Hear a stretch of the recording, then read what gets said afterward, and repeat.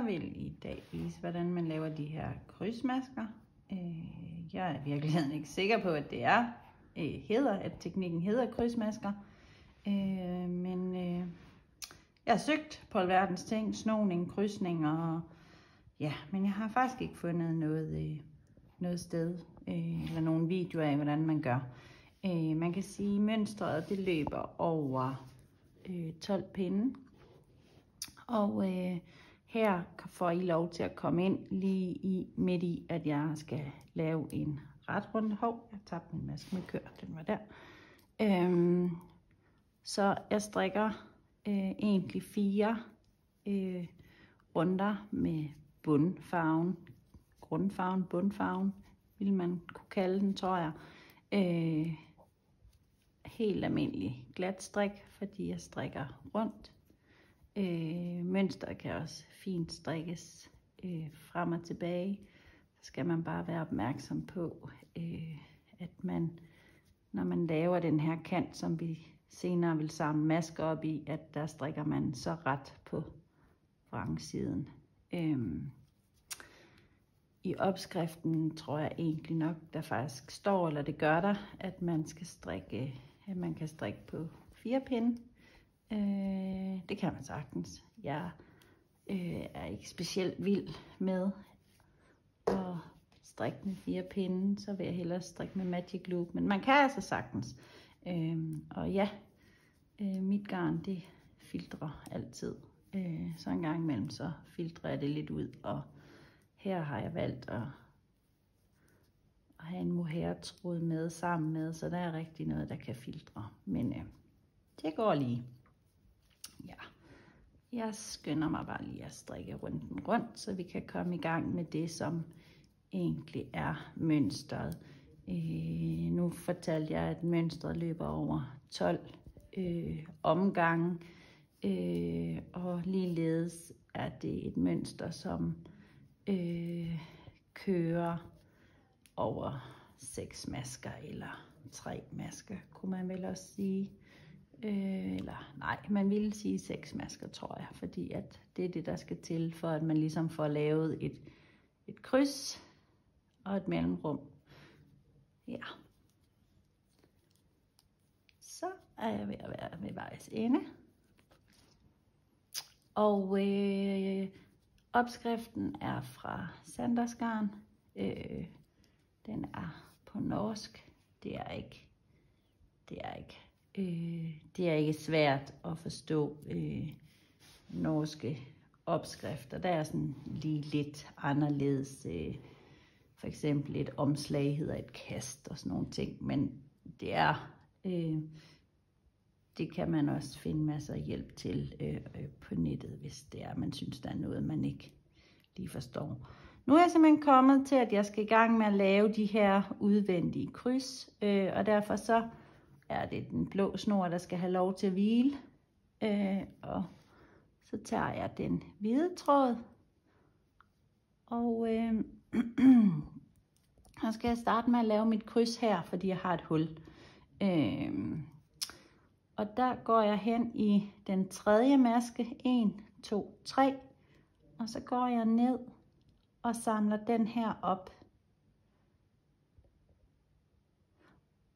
Ja, altså, måske skal jeg lige skynde mig at sige, at man kan også fint, sætte en omgangsstreg for hver omgang, man tager. Men jeg kan egentlig også lige vise, hvordan man meget simpelt kan få talt, hvor mange omgange man har strikket. Nu finder jeg lige en pind her. Og hvis I kigger her, så kan I måske lige sådan se, at der er sådan nogle V'er, der ligger. Ja, måske ikke helt så tydeligt.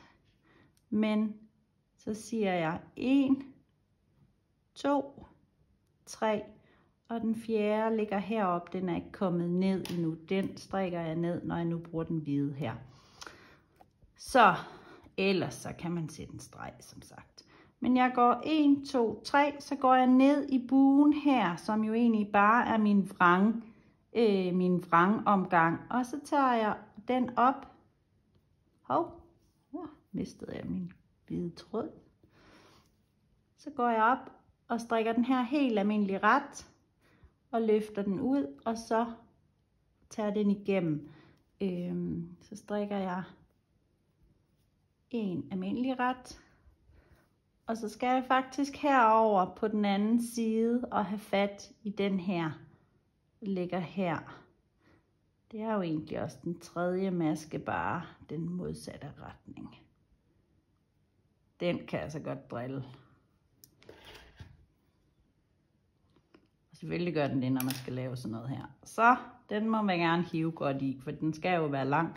Den sætter jeg drejet på pengen, og så strikker jeg en ret, og så løfter jeg masken over.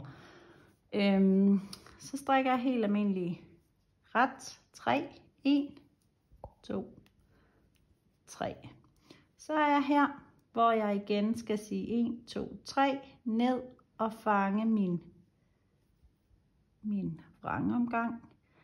Man kan egentlig godt gøre det i en bevægelse og løfte det hele af. Jeg gør det ikke, men det er jo selvfølgelig en smagssag. En almindelig ret ved siden af, og så kan man godt have en tendens til at tænke, at det er den der, men hvis man så kigger, så er det jo faktisk den, der har den skrå. Man skal lige en gang ved siden af, og det man kan se måske her, det er, at det er en forlængelse af krydset. Og for at den ikke kommer til at krydse, så skal den lige sætte drejet på pinden, og så en enkelt ret, og så løfte den over, for så ligger den i virkeligheden bare som en lige streg. Jeg sørger for at stramme rimelig godt til, mens jeg gør det her. 3 almindelige ret. 1, 2, 3. Ned og hente. Fiske. Op. Og få den af. Og det sker altså fra tid til anden, at jeg lige glemmer at strikke den der ret. Og så den drejet ret på. Og løfter over.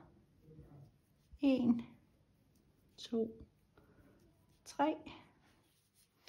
Og så 1, 2, 3. Ned og fange den her. Og den ligger jo så modsat. Egentlig lige en forskudt for krydset. Sådan. Og så en helt almindelig ret.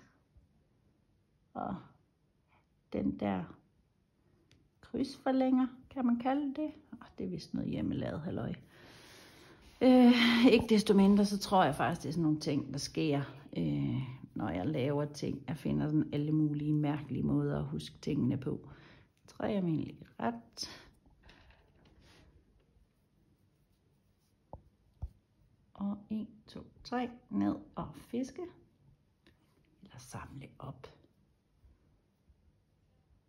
Og en ret. Og så tager vi her. Og løfter over. 1, 2, 3. Skal vi hen og have nummer 3. Der. Op igennem den første maske. Og igennem dem. Det bliver vist samtidig. Skal vi have den her. 1, 2, 3. Ned og fange den. Drejet ret på pinden og en ret og løft over. 3 almindelige ret. Og det det tager lige lidt tid. Der sker lige lidt noget andet, end når man bare strikker rundt. Så kan jeg faktisk godt lide, det kan jeg generelt ved mønster, der sker noget andet, end at man bare skal strikke rundt og rundt og rundt og rundt. 3 ret.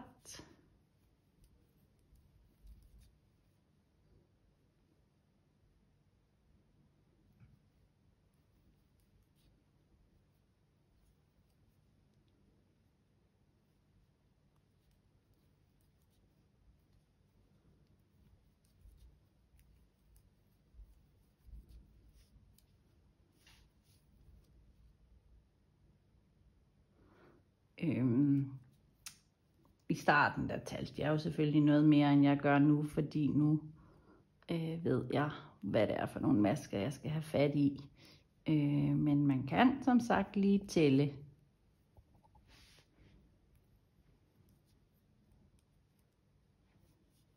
Så 3 masker hen. Følger masken ned og hapse buen. Og så har jeg trukket igennem en almindelig ret, ned og fange, drejet ret på. Og man kan ret hurtigt se, hvis man ikke får den her drejet på pinden, så vil den have et kryds. Jeg kan faktisk godt lige vise, hvordan det vil se ud, hvis man ikke så for søren. Røg masken med, den skal vi lige have fanget op.